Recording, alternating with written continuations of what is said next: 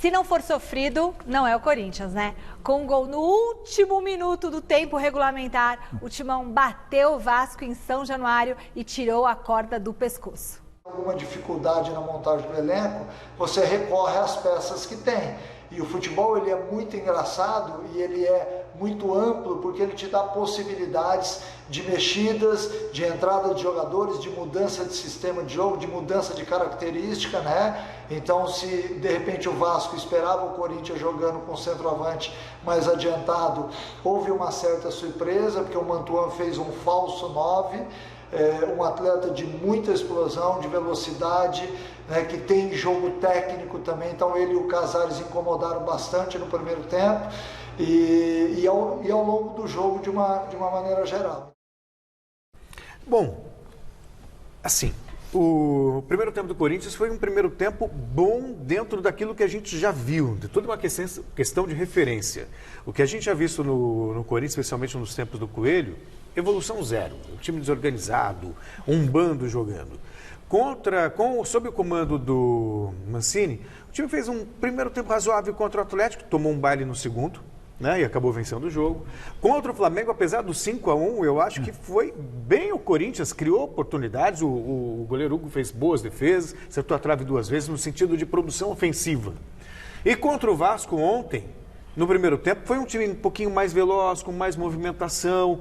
Você tem um jogador com lucidez, que é o Casares, aí basta um passe bem colocado para o Mantuan, que também fez uma boa partida ontem, para mim foi o melhor do jogo, fazer 1-0.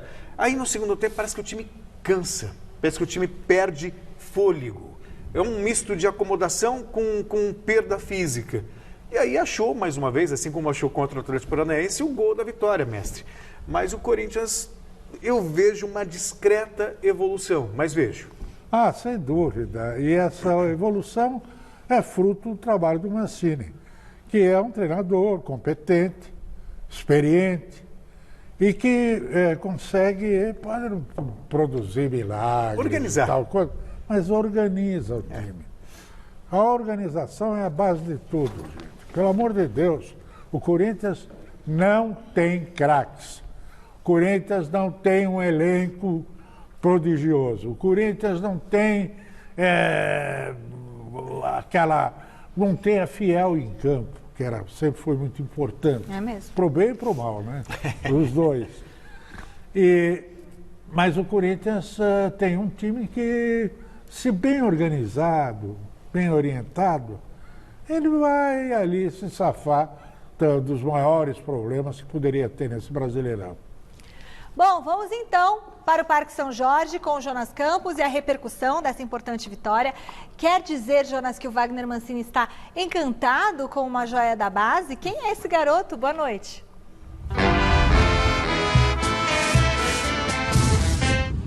Fala, Michele, muito boa noite a você, ao Celso, ao mestre Alberto Helena, a todo mundo que acompanha o nosso Gazeta Esportiva.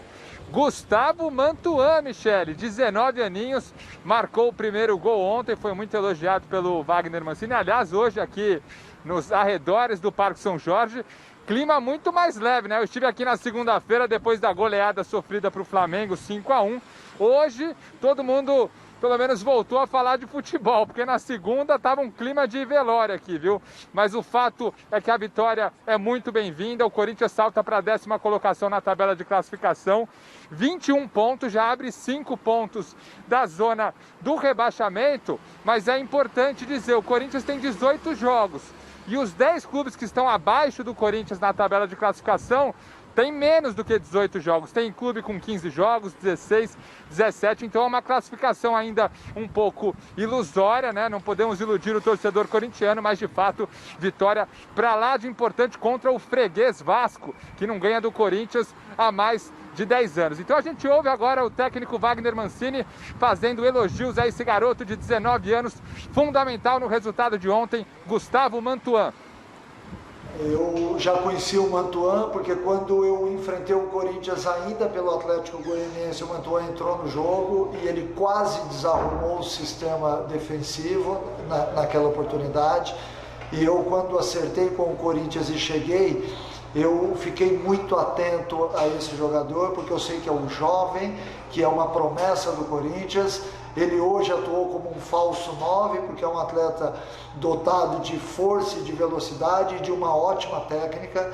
Então ele pode atuar em qualquer das duas extremas, ele pode atuar como um falso 9, ele pode atuar como meia também.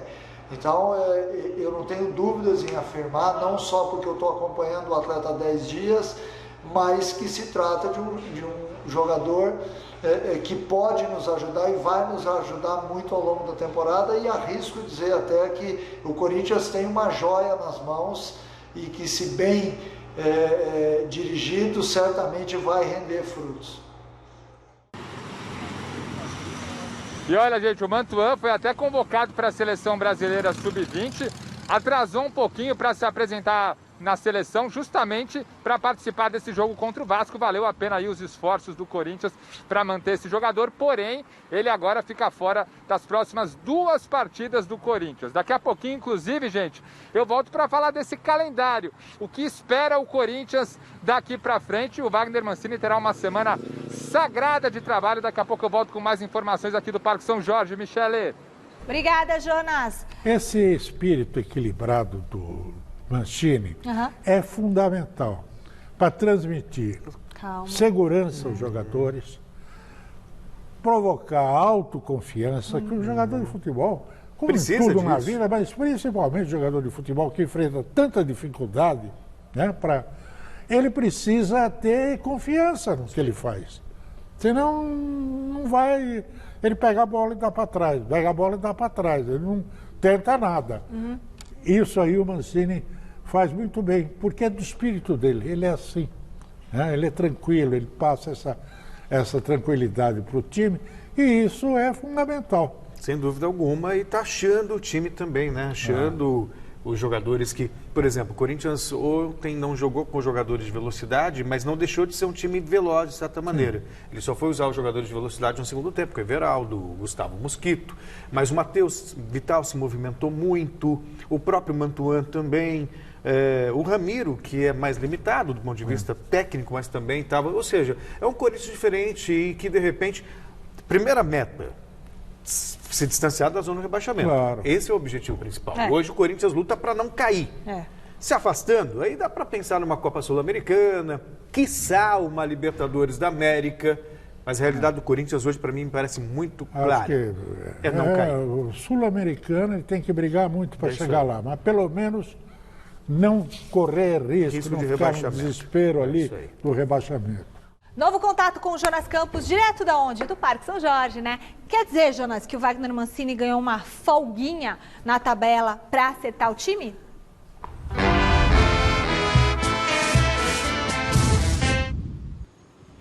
É isso, Michele. Semaninha sagrada agora para o Wagner Mancini, que vinha maratonando, né? Desde que chegou ao Corinthians, está trabalhando no timão há 10 dias, já fez 3 jogos, já comandou a equipe em 3 jogos, venceu o Atlético Paranaense ontem e o Vasco, e acabou sofrendo uma derrota, né? Melhor esquecer, contra o Flamengo, 5-1 na Neoquímica Arena. Agora uma semana cheia para trabalhar. O Corinthians volta a campo só na quarta-feira da semana que vem contra o América Mineiro pela Copa do Brasil, 8ª de final. Pois é, vamos até colocar na tela aí para o torcedor do Corinthians se contextualizar aí. Próximos compromissos do timão: o América Mineiro, quarta que vem em Itaquera pela Copa do Brasil.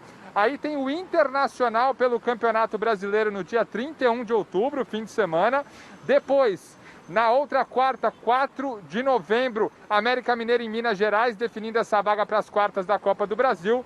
E na sequência, mais 2 jogos do Campeonato Brasileiro, o Atlético Goianiense fora e depois o Atlético Mineiro na Neoquímica Arena. A agenda do Corinthians e o Wagner Mancini agora tendo uma semana sagrada para implementar um pouquinho mais o seu estilo.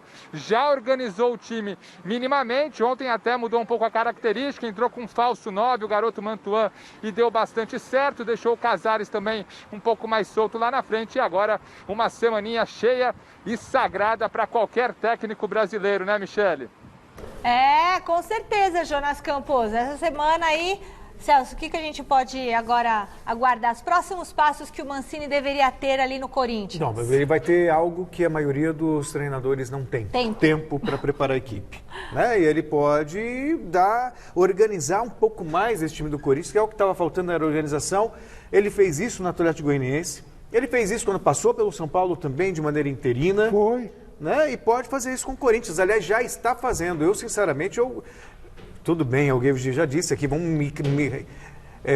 massacrar, porque o Corinthians tomou de 5 do Flamengo e eu vi coisas positivas no Corinthians naquele jogo. Eu também. E já vi também contra o Vasco. Quer dizer, então ele vai acertando o time para sair desse umbral que é a zona do rebaixamento.